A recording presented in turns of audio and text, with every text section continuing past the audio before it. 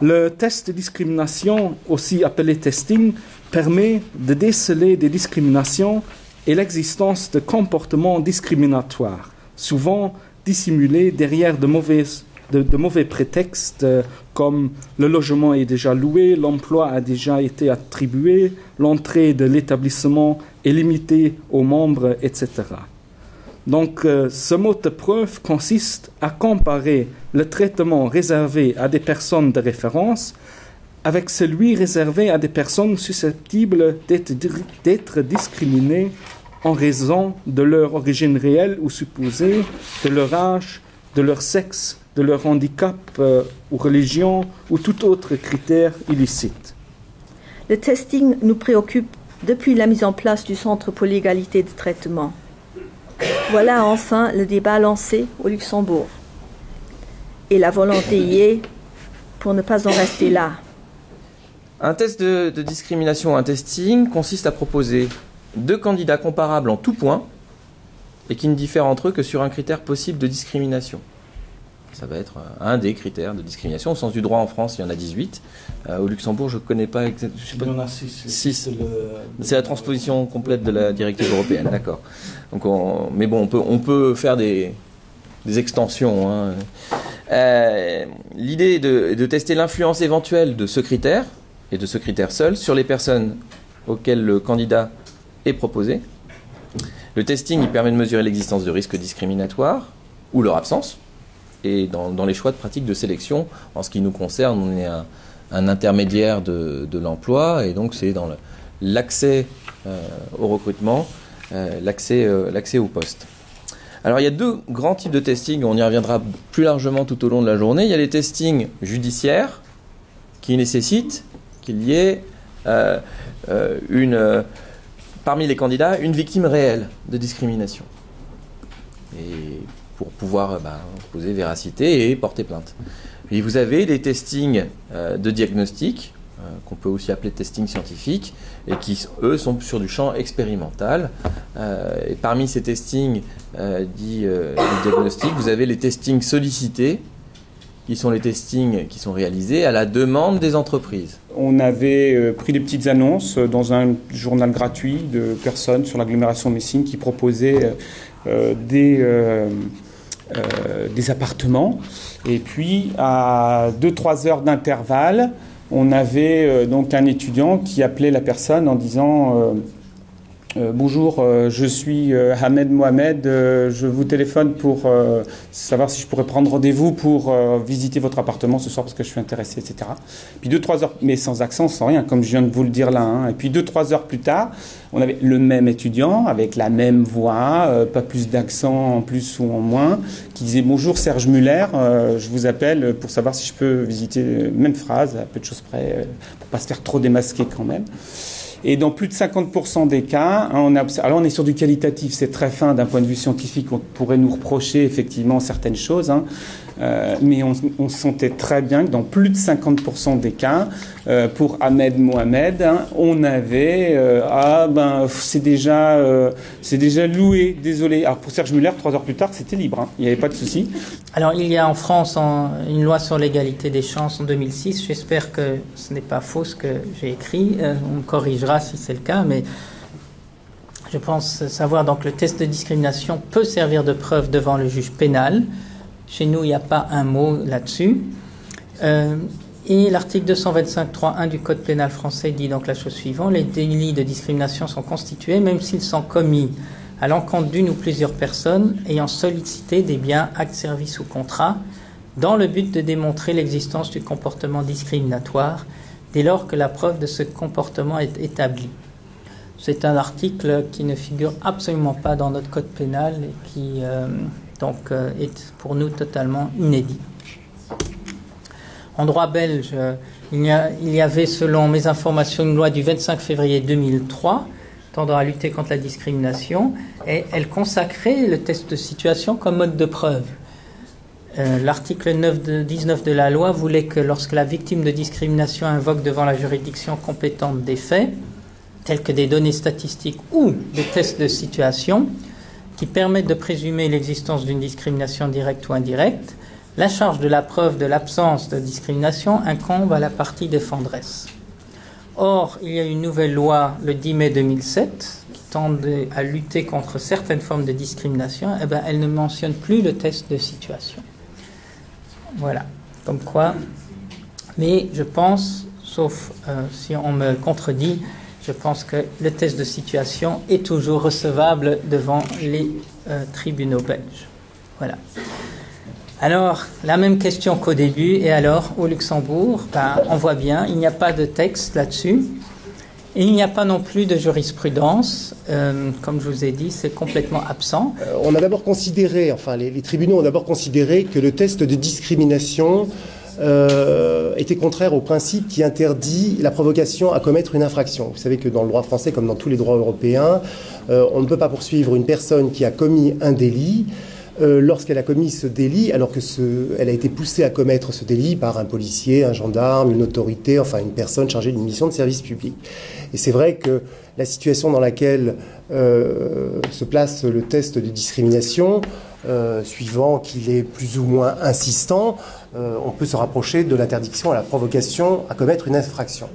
Cela dit, cet argument a été rapidement balayé grâce à un précédent de la CEDH, l'arrêt Teixeira de Castro contre le Portugal, qui, à propos des infiltrations, avait déclaré qu'il n'y avait pas d'incitation à commettre une infraction à partir du moment où il y avait une relative neutralité de la personne qui opérait le test ou qui opérait l'infiltration, puisque dans l'arrêt européen de la CEDH, ça portait sur les infiltrations. Donc les tribunaux français ont fini par se rendre à cette idée que le test était admissible s'il ne faisait pas naître la résolution criminelle chez la personne testée, autrement dit, s'il y avait une suffisante distance entre le test qui était opéré et la personne qui était examinée à l'occasion de ce test. Le deuxième argument qui a été relevé par les tribunaux pour s'opposer à ces tests de discrimination, c'est le respect de la vie privée. C'est vrai qu'en la matière, lorsque on pratique un test de discrimination, le but c'est de révéler la teneur d'un entretien privé, alors que votre correspondant, alors que la personne avec laquelle vous échangez n'est pas au courant de ce stratagème, mais elle a le sentiment d'être dans une relation à deux, mais cette relation à deux, elle est diffusée d'une façon secrète, et si elle n'est pas diffusée d'une façon secrète, elle sera en tout cas appelée à l'être ultérieurement à l'occasion d'une procédure judiciaire. Donc c'était un argument qui pouvait également perdurer, qui a été soulevé devant les juridictions, qui a parfois emporté la conviction des juges, mais là encore la CEDH, décidément, elle nous a beaucoup aidé en la circonstance. On a pu s'appuyer sur un arrêt de la CEDH, l'arrêt Ludi, là encore sur les agents infiltrés, qui a considéré que l'infiltration comme le test de discrimination ne portait pas atteinte à la vie privée. L'argument le plus fort et contre lequel il a fallu batailler de façon très importante, c'est le principe de la loyauté de la preuve qui vous a déjà été évoqué tout à l'heure. Et c'est vrai que le test de discrimination pose question au regard du principe de la loyauté de la preuve. Il est vrai que le test de discrimination, ça consiste à mettre en place une mise en scène qui n'est pas le reflet de la réalité. Puis je crois qu'on peut même parfois pousser plus loin et dire qu'il y a une part de mensonge dans le test de discrimination qui est mis en place. Donc effectivement, on est au cœur de la problématique de la loyauté, du principe de la loyauté de la preuve, qui est un principe prégnant dans tous les droits, quels qu'ils soient. Le centre, quand il fait ces dossiers, au niveau du testing, il y a toujours eu une certaine controverse, même à l'intérieur du centre. Il y a ceux qui sont plutôt volontaristes, qui veulent foncer, faire des testings même informels, et ceux qui sont plutôt rigides, qui disent qu'il faut une précision méthodologique plus rigide. Pourquoi ? Parce que le grand frein à l'action du centre, c'est de voir l'outil décrédibilisé. Si on obtient une décision de justice qui est négative, parce qu'on n'a pas respecté les règles méthodologiques suffisamment à la lettre, il suffit d'une décision pour décrédibiliser l'outil de manière générale, et le centre veut à tout prix éviter cela. Donc à ce stade-ci, nous sommes très prudents dans l'utilisation de ces testings. Ça ne veut pas dire que l'on ne fait rien non plus. Donc le centre ne fait pas des testings lui-même, mais dans le traitement de ces dossiers, il encourage les victimes de discrimination à faire eux-mêmes des testings, en précisant les règles méthodologiques qu'ils doivent apporter. Donc par exemple, si je prends l'exemple du logement, lorsqu'une personne se présente souvent par mail, maintenant par Internet, via les annonces immobilières sur Internet, on peut contacter directement le propriétaire d'un mail assez standard, donc, en contactant le propriétaire sur un lien. La personne le fait sous son vrai nom. On lui conseille de le faire rapidement après pour pas qu'il y ait un délai trop large. On parle surtout d'un délai de 2 heures. Nous, on conseille même de le faire dans un délai plus court parce que la situation peut avoir changé entre-temps. Et donc de contacter le propriétaire sous un autre nom cette fois-ci. Si on constate une différence de traitement, alors là on pourrait déjà déceler un élément qui peut permettre de présumer une discrimination. Et cet élément, ce qui est intéressant, c'est qu'on va l'utiliser comme élément de négociation dans des dossiers. Maintenant, le Centre pour l'égalité des chances a adopté une stratégie dans la gestion de ces dossiers qui n'est pas spécialement d'aller en justice dans la plupart des cas. Non, c'est d'essayer de trouver des solutions le plus souvent à l'amiable, d'essayer de négocier avec les propriétaires ou les employeurs pour obtenir une transaction, par exemple. C'est ce qu'on a déjà eu dans le passé. Il y avait eu un testing qui avait été fait de manière informelle. Le centre a obtenu une transaction financière, donc l'employeur a reconnu par écrit la discrimination d'une part, s'est engagé à indemniser la victime d'un montant, je pense que c'était 3 mois de salaire brut, donc c'était quand même assez conséquent. Et en plus, l'employeur s'est engagé à mener une politique de diversité dans son entreprise, accompagné par le centre. Pour venir au résultat, donc on a surtout trouvé pour âge des écarts et surtout pour les catégories plus âgées. Après aussi pour les personnes d'origine étrangère, on a trouvé des écarts et aussi pour handicap physique. Pour grossesse et genre, ça a été beaucoup moins. Donc on n'a pas vraiment trouvé des résultats très pertinents. Alors, si vous lisez pour terminer la première phrase, donc pour le candidat âgé, la probabilité de subir un désavantage discriminatoire, c'est-à-dire de ne pas être invité, etc. Si vous lisez cette phrase-là, vous êtes d'accord avec moi qu'on a en fait un modèle d'analyse très complexe et ça on a aussi vécu maintenant, qui est très dur à traduire vers des recommandations très concrètes. Et donc ça aussi c'est un souci qu'on a maintenant et on veut amener dans l'évaluation. Das Allgemeine Gleichbehandlungsgesetz enthält in Paragraph 22 eine Regelung, die ähnlich ist dem, was wir gerade schon aus Frankreich und Luxemburg gehört haben. Ich habe sie Ihnen zu meiner großen Freude sogar auf Französisch mitbringen können. Die Antidiskriminierungsstelle hat das Gesetz freundlicherweise übersetzt.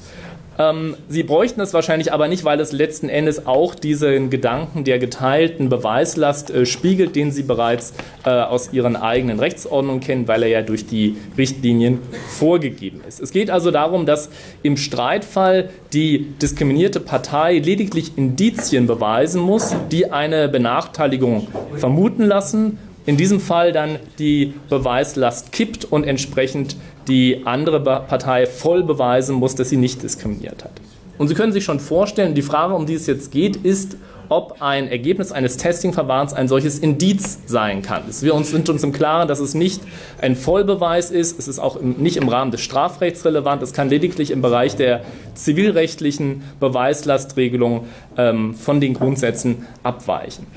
Die Gesetzesbegründung, das ist unser großes Glück, des Allgemeinen Gleichbehandlungsgesetzes, nennt neben der Statistik das Testingverfahren ausdrücklich als ein mögliches Indiz für die Reduzierung der Beweislast. Nun ist die Gesetzesbegründung noch nicht der Gesetzestext, aber sie ist ein starkes Argument, um zu sagen, offenbar hat der Gesetzgeber daran gedacht, dass Testingverfahren hier eine Rolle spielen sollten. Pour conclure donc ces questions, si on pourrait peut-être dans des phases préparatoires, respectivement dans des phases qui suivent le testing, on pourrait peut-être utiliser donc cette méthode méthodes exploratives, les méthodes de la reportage social, ou bien d'autres moyens, d'autres méthodes ethnographiques pour mieux analyser les mécanismes de discrimination, également dans les procédures. Par exemple, on a parlé donc de ce marché non conventionnel où il faut passer par les services sociaux. Bon, c'est clair que les services sociaux font de leur mieux, mais il se peut toujours que même les procédures au sein des services sociaux peuvent être discriminatoires elles-mêmes également. Et donc, c'est un grand domaine dans lequel pas mal de gens sont confrontés. Ils sont donc administrés, sont guidés à travers ce système d'aide. Donc, des systèmes d'aide, des dispositifs d'aide peuvent être discriminatoires. Et pour ça, peut-être qu'il faut parfois améliorer encore les connaissances sur les discriminations. Donc, après un testing par donc d'autres méthodes. Une autre question serait en fait si on pourrait associer peut-être quel acteur associé dans des essais de testing. Et là, on ne peut que plaider pour associer donc les offices sociaux qui ont donc un accès direct aux populations vulnérables dans tout le pays et qui donc ont également un mandat de coordonner des interventions sociales sur leur territoire respectif, et que donc les communes sont de plus en plus intéressées à mieux connaître la situation sociale, également les problématiques sociales dans leur région spécifique, dans leur région, dans leur territoire de référence. Donc les offices sociaux sont des acteurs certes privilégiés également pour le testing. D'autres réflexions sont surtout quel type de données doivent être recueillies. Bon, si on se réfère à ce que M. Closet l'a dit, c'est que vraiment avec le testing, on peut aussi avoir des témoignages. Donc à ce moment, on peut se poser la question encore une fois, est-ce qu'une combinaison des deux sera utile, nécessaire aussi pour niveau légal, pour avoir une certaine éligibilité d'utiliser le testing. Et bien sûr, il faudra, au niveau méthodologique, se demander quel instrument, après, pour évaluer la situation sociale ou la réalité sociale. Et enfin, je crois une question très importante, parce qu'on a beaucoup parlé aujourd'hui des résultats de testing qui ont montré qu'il y a des discriminations, oui ou non, sous quelle forme et combien. C'est aussi se poser simplement la question pour comprendre les mécanismes de discrimination pour agir, savoir pourquoi est-ce qu'une femme avec 2 enfants à charge toute seule est exclue du marché de logement ou du marché de travail. Donc vraiment comprendre les mécanismes afin de pouvoir réagir. Donc c'est vraiment au niveau pratique pour agir. Et bon, je crois qu'on vient à la conclusion qu'il est très utile et nécessaire même afin de réagir au niveau de l'égalité, des traitements, peut-être de rapprocher les deux approches, de les complémenter. Il faudra juste poser la question, quand est-ce que l'approche plutôt qualitative est utile, à quel niveau, avant, après le testing, pendant, et pour peut-être cerner creuser plus profondément. On est tous très enthousiastes à l'idée de le faire dans le monde de l'emploi. On commence même à penser au monde de l'enseignement. Mais est-ce que vous avez ce sentiment de malaise, parfois, face aux thèses de situation, ou pas? Ça vous semble tout à fait faisable? Parce qu'à chaque fois est revenu cet élément de on crée quand même une situation qui, en fait, n'existe pas. Est-ce qu'il n'y a pas quelque chose de faux? Est-ce que c'est une preuve? C'est pas une forme de preuve déloyale? Ça remonte très, très régulièrement. Martin, toi, tu ne réponds pas. Parce que toi, tu vas dire que tu ne vois aucune objection. Donc, je t'en prie. Non, je ne veux pas dire que je ne vois aucune objection. Évidemment, il y a ces contraintes. On l'a vu, la provocation, la loyauté de la preuve. Mais je pense que si on a des règles méthodologiques, ou si on suit un cadre méthodologique bien strict, on peut permettre d'éviter ces écueils-là. Et notamment, si on part toujours sur base d'un signalement individuel d'une situation réelle vécue, on n'est plus dans quelque chose de fictif. Il y a eu une discrimination qui a été faite. Alors après, oui, on vient créer quelque chose de fictif, mais juste pour prouver cette discrimination. On ne vient pas la créer, on vient la prouver. Donc je pense que ça, c'est pas encore la même chose. Et si on entoure bien au niveau méthodologique le test qui sera fait, je pense qu'à ce niveau-là, moi, je me sens beaucoup moins mal à l'aise quand le test est bien fait. Voilà. Et à partir de quand tu vois un encadrement? Est-ce que passer 3 coups de fil, on appelle ça parfois testing, mais ça ne l'est pas vraiment?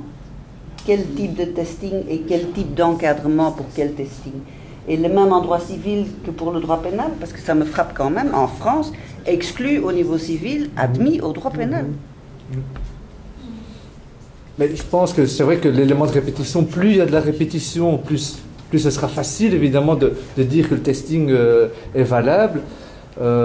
Maintenant, je pense qu'il ne faut pas non plus aller trop loin, sinon on rejoint un peu ce que je disais, le monde associatif s'en plaignait. Si c'est trop rigoureux, à un moment donné, des testings informels qui peuvent quand même déjà être un premier élément pour faire renverser la charge de la preuve.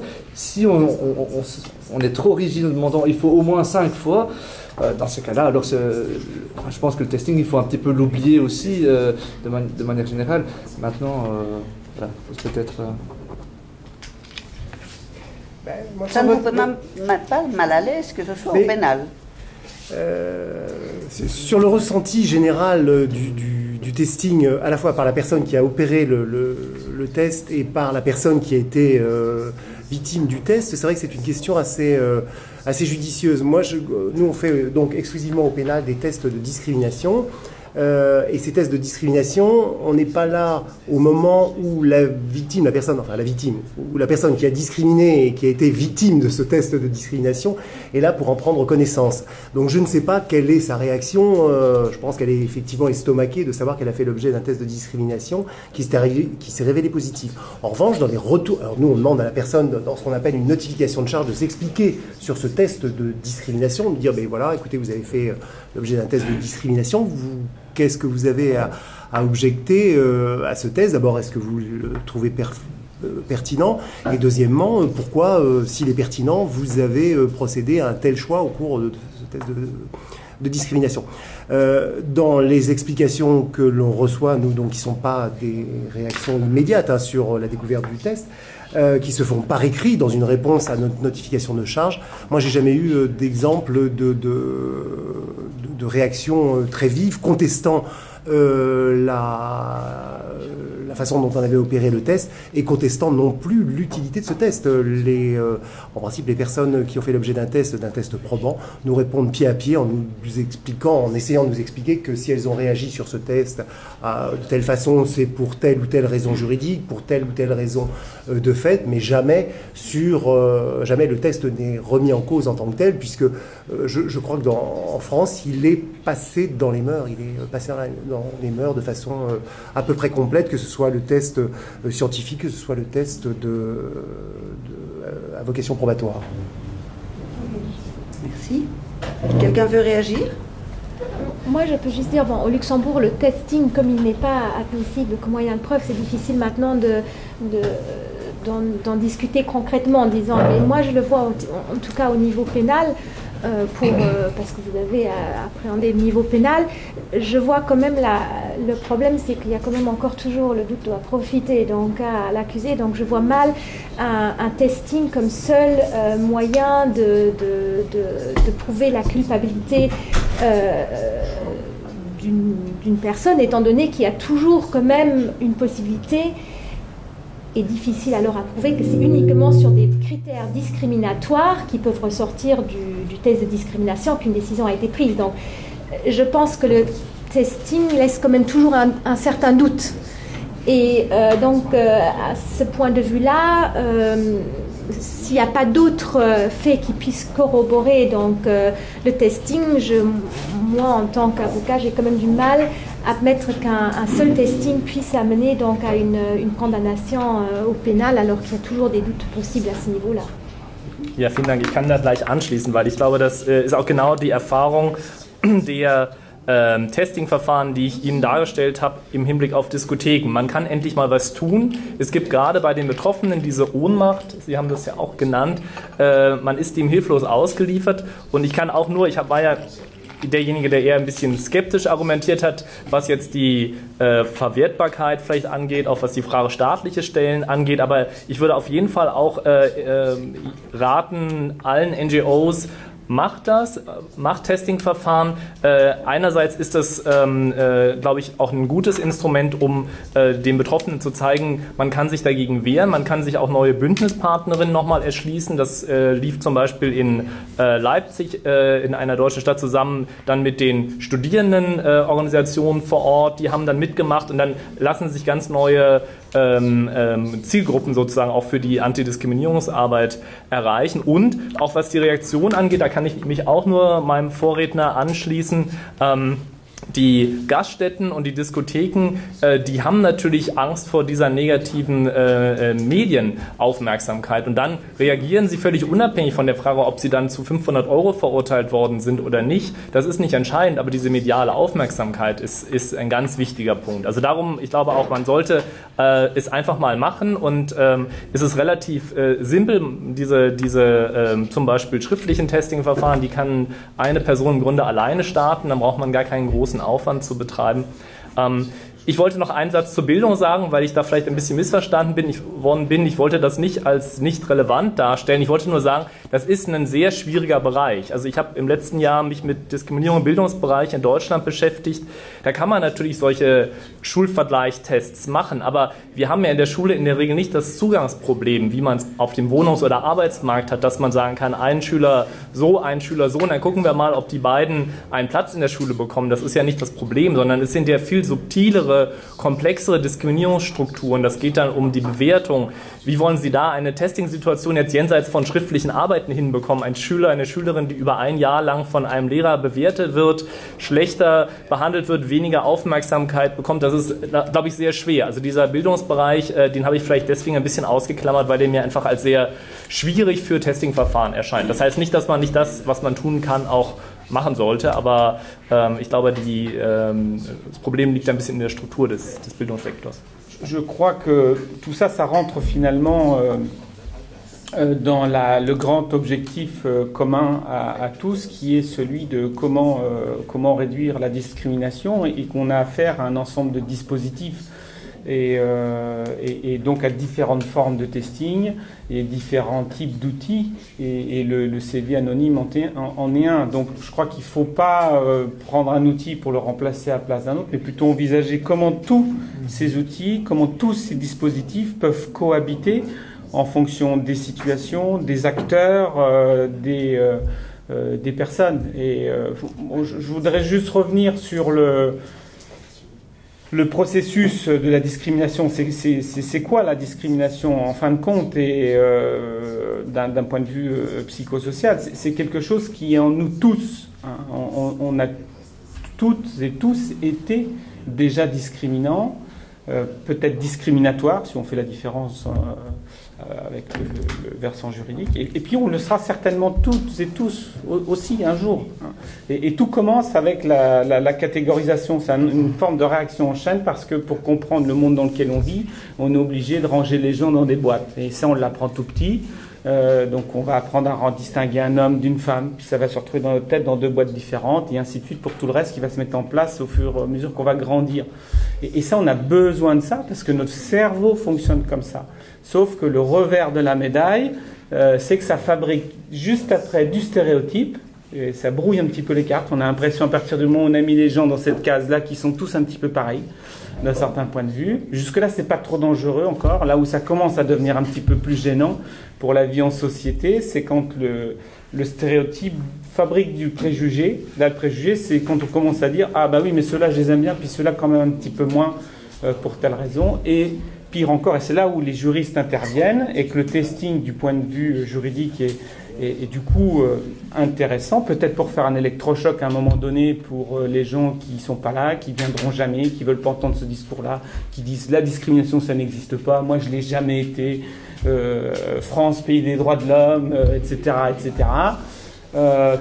L'école, sanctuaire républicain, pourquoi faire un testing à l'école? Mais enfin, s'il y a bien un endroit où il y a l'égalité parfaite, c'est à l'école. Bon, hein, on le sait tous, non. Je crois qu'à un moment donné, il faut comprendre ce mécanisme-là, il faut reconnaître que nous sommes toutes et tous discriminants, il faut déculpabiliser. Un premier niveau, quand on a réussi à attraper quelqu'un sur ce domaine-là, c'est le déculpabiliser, lui dire oui, peut-être discriminant, moi je le suis aussi. Bon, alors maintenant, si on est tous d'accord avec ça, c'est de trouver les moyens, les outils, les dispositifs, les contextes pour faire en sorte que, on puisse vivre dans un environnement où on va nous pousser le moins possible à être discriminant, quoi.